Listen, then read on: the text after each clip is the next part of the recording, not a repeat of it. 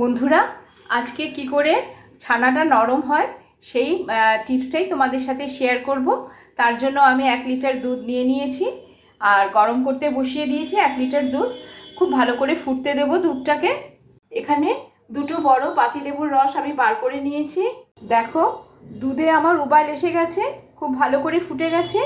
এবার আমি খানিকক্ষণ এটা গ্যাসটা বন্ধ করে দিয়ে খানিকক্ষণ ঢেকে রেখে দেবো দুধের টেম্পারেচারটা একটু খানিকটা কমা অবধি।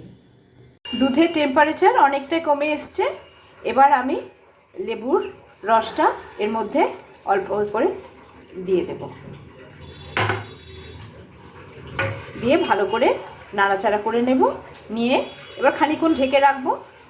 এবার ছানাটা ওয়েট করবো। ও ছানাটা কেটেও গেছে, এই দেখো। এবার খানিকটা ঢেকে রেখে দেব। ছানাটা এবার ছেঁকে নেব। ছানাটা আমার ছাকা হয়ে গেছে, আর তোমাদেরকে একটু হাত দিয়ে দেখাই ছানাটা কত নরম হয়েছে।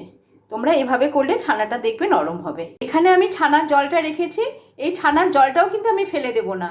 এই জলটা দিয়ে যদি আমি আটা মাখি তো রুটিগুলো খুব নরম হয়, আর এই জলটা দিয়ে যদি আমি তরকারি রান্না করি সেগুলো খুব ভালো টেস্ট হয়। তোমরাও এইভাবে করে দেখতে পারো, দেখবে খুব ভালো লাগবে খেতে।